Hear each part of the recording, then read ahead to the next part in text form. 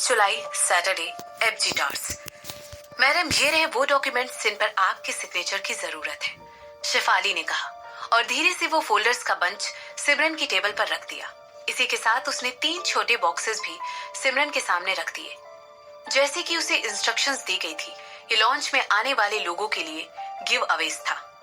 इसमें एक ball point pen है जो कि प्लैटिनम से बना हुआ है और इस पर हमारा लोगो भी लगा हुआ है, और एक क्रिस्टल स्नोबॉल है जिसे एक वेट की तरह भी यूज किया जा सकता है। सारे इनविटेशंस भेजे जा चुके हैं और स्पेशल गेस्ट ने ऑलरेडी अटेंडेंस देकर आने की हामी भी भर दी है।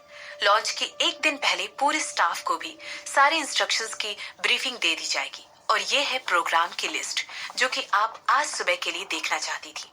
इसके बाद शेफाली ने सिमरन के सामने झुककर एक छोटा सा बो किया और इससे कुछ दूरी के कदमों पर जाकर खड़ी हो गई। इससे सिमरन को सारी चीजें खुद एग्जामिन करने की फुर्सत मिल गई थी। सिमरन अभी भी सारी चीजों को खुद सुपरवाइज करना चाहती थी। गिव अवे देने की बात से लेकर डेकोरेशंस के एंगल तक हर एक चीज में सिमरन की खुद की प्रेफरेंस छुपी हुई थी। वो चाहती थी कि सब कुछ उसी बैंक में बिल्कुल परफेक्ट हो। ऑफ कोर्स शेफाली को ऑलरेडी सिमरन की इस तरह की बातों की आदत थी। ठीक है, अगर मुझे किसी चीज की जरूरत होगी तो मैं तुम्हें कॉल कर लूंगी, सिमरन ने कहा। ऐसा कहते वक्त उसकी नजरें अपने सामने रखे हुए पेपर्स के स्टैक पर थी। मैडम, कपूर इंडस्ट्रीज के मिस्टर कपूर हमें कल से कॉल कर रहे हैं। वो आपसे बात करने की डिमांड कर रहे हैं, शेफाली ने एक धीमी आवाज में कहा। रहने दो, वो जल्दी ही मुझे कॉल करते करते थक जाएंगे, सिमरन ने जवाब देते हुए कहा। इसके बाद वो शेफाली से पूछने लगी, क्या हमारे पास कपूर इंडस्ट्रीज की कोई न्यूज है? हमारे इन्फॉर्मर्स ने हमें बताया है कि मिस्टर कपूर ने आज सुबह ही बोर्ड ऑफ मेंबर्स के साथ एक मीटिंग बुलाई थी। किसी को भी नहीं पता है कि ये मीटिंग किस बारे में थी, मगर हमारी टीम ने एक इंश्योरेंस कंपनी में कॉल करके पता लगाया है कि मिस्टर कपूर जल्द ही अपनी कुर्सी से नीचे उतरकर अपनी चेयरमैनशिप अपने बेटे को जल्द ही देने वाले हैं। ऋत्विक कपूर अगले हफ्ते मंडे तक यहाँ पर आ जाएगा और मुझे लगता है कि मिस्टर कपूर तब तक एक दूसरी मीटिंग बुलवा लेंगे, शेफाली ने सिमरन को इन्फॉर्म करते हुए कहा। वेल, ये तो काफी जल्दी हो गया और बेवकूफी भरा भी, सिमरन ने अपना कमेंट पास करते हुए कहा। वो इंश्योरेंस कंपनी सिमरन की गिल ग्रुप ऑफ इंडस्ट्रीज की एक सब्सिडरी थी जिन्होंने कपूर इंडस्ट्रीज को लोन दिया हुआ था। उस इंश्योरेंस कंपनी ने वर्मा इंडस्ट्रीज के साथ कोऑर्डिनेट करके इस बात की पूरी श्योरिटी ली कि इस बारे में मिस्टर कपूर को कभी भी ना पता चले कि इस कंपनी का सिमरन से कोई लेना देना भी है। उन्हें खुद अपनी कब्र खोदने दो, सिमरन ने कहा। मुझे समझ नहीं आ रहा था कि मिस्टर कपूर ने अचानक ही इस समय इतना बड़ा कदम उठाने की कैसे सूझी, मगर फिर उसने गेस किया कि हो ना हो इसका मिसेस कपूर से कुछ ना कुछ लेना देना तो है। मिसेस कपूर वाकई में मेरे फादर की कमजोरी है और उन्होंने हो ना हो हाल फिलहाल में अपनी एक्टिंग स्किल्स पर काफी इम्प्रूवमेंट किया है। मैं तो ये सोच रही हूँ कि तब क्या होगा अगर मिस्टर कपूर को पता चलेगा कि उनकी प्यारी कपूर फैमिली की बर्बादी उनकी वाइफ की ब्रिलियंट टैलेंट की वजह से ही हुई है।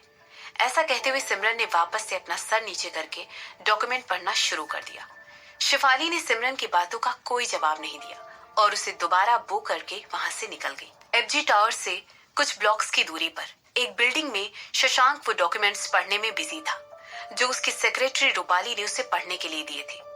सर, जैसा कि आप देख सकते हैं, हेमंत की माँ की फैमिली पर कोई भी कीचड़ नहीं उछाल सकता है, ना करप्शन, ना किसी भी तरह की कोई घूस। हमें उनके बारे में ऐसा कुछ भी पता नहीं लग पाया है।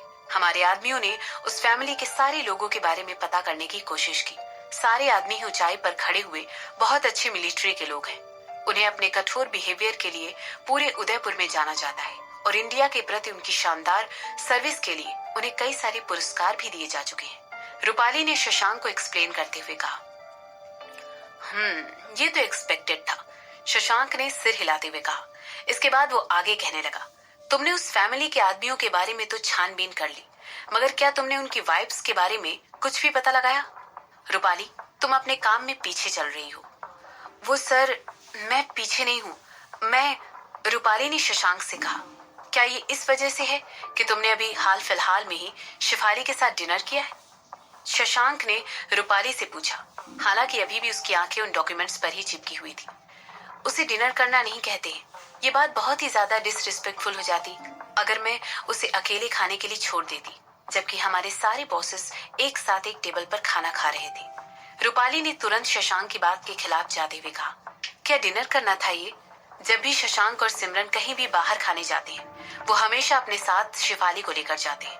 अब क्योंकि शशांक और सिमरन के साथ एक ही टेबल पर खाने के लिए बैठना कुछ ज्यादा ही ऑकवर्ड हो जाता, इसीलिए रूपाली हमेशा दूसरे टेबल पर या दूसरे रूम में शिफाली के साथ खाना खाती थी। रूपाली को अच्छी तरह से पता था कि शशांक किस बारे में बात करना चाहता था, मगर शिफाली उसके लिए किसी भी तरह की कोई डिस्ट्रैक्शन कैसे पैदा कर सकती थी जब वो शिफाली से बात ही नहीं करती थी। रूपाली हमेशा अपने डिनर पर कंसंट्रेट करती थी और ऐसी एक्टिंग करती थी जैसे उसके साथ कोई कंपनी वहां पर खाने के लिए नहीं बैठी है। और जब भी वो कुछ भी कहने की कोशिश करती तो शिफाली उसकी तरफ बिना वजह घूर कर देखने लगती। वो औरत तो अपने बॉस से भी ज्यादा डरावनी थी। ठीक है तो फिर मैं इस इन्वेस्टिगेशन का रिजल्ट कब तक एक्सपेक्ट कर सकता हूँ? शशांक ने पूछा। जितनी जल्दी हो सके। इस बार शशांक ने कठोरता के साथ कहा। इस इन्वेस्टिगेशन को इतना ज्यादा वक्त नहीं लगना चाहिए था, मुझे ये लॉन्च के पहले चाहिए। ऐसा कहते हुए शशांक ने अपनी सेक्रेटरी को वो फोल्डर वापस दे दिया और पूछने लगा, क्या राजवंशी फैमिली के बारे में तुम्हारे पास कोई न्यूज है? और उस डॉक्टर का क्या हुआ? वो सही आदमी नहीं था। वो जरूर उस डॉक्टर की तरह लगता था जो उस रात मैडम का इंचार्ज था, मगर असल में वो सही डॉक्टर नहीं है। रूपाली ने तुरंत जवाब देते हुए कहा। जैसे ही उसने आगे बोलना शुरू किया, उसके चेहरे पर एक गंभीर एक्सप्रेशन आ गया। सर, मुझे लगता है जो डॉक्टर मॉरिशस में है उसे जानबूझकर वहां पर हमें ट्रैप करने के लिए रखा गया है। किसी ने उस डॉक्टर को वहां पर हमें गुमराह करने के लिए रखा था, रूपाली ने शशांक को बताते हुए कहा। अपनी सेक्रेटरी की बात सुनते ही शशांक एकदम चुप हो गया। ये ख्याल पहले उसके दिमाग में भी आया था। हालांकि इस बात का सिर्फ एक ही मतलब था कि जिन लोगों ने उस डॉक्टर को छुपाया था उनके पास ऐसा करने के लिए बहुत सारा पैसा और इन्फ्लुएंस होगा, मगर आखिर वो कौन हो सकते थे? और भला वो उस इंसिडेंट को छुपाने के लिए इस हद तक कैसे जा सकते थे? सर, मैंने सुना है कि एक और ग्रुप है जो बहुत शांति के साथ इस मैटर के बारे में छानबीन कर रहा है, रूपाली ने शशांक को बताते हुए कहा। ग्रुप? शशांक ने हैरान होकर पूछा। जी, और हमारे सोर्सेज ने ये तक पता लगा लिया है कि वो लोग यूरोप से आए हैं, रूपाली ने एक और जानकारी शशांक के साथ शेयर की। ठीक है, अब तुम जा सकती हो। ऐसा कहते हुए शशांक ने अपने जबड़े कसे और अपनी सीट से उठकर खड़ा हो गया। इसके बाद वो अपनी ऑफिस की फ्लोर से लेकर सीलिंग तक की ऊंची विंडो के बाहर देखने लग गया। यूरोप से आया हुआ ग्रुप? उसके दिमाग में सिर्फ और सिर्फ एक ही नाम आ रहा था, और वो नाम था गिरीश मल्होत्रा। और इस बात का सिर्फ एक मतलब हो सकता था। सिमरन ने ऑलरेडी इस बात को सस्पेक्ट कर लिया था कि उस रात, जिस रात उसने अपने अजन्मे बच्चे को खोया था, उसके साथ कुछ और भी हुआ था। जैसे ही शशांक एफजी टावर्स के उससे कुछ चौराहे दूर पर लगे हुए लोगों को घूर कर देख रहा था, उसके मुंह से एक आह निकली। सिमरन अभी भी उससे अपने प्लान शेयर करने के लिए मना कर रही थी।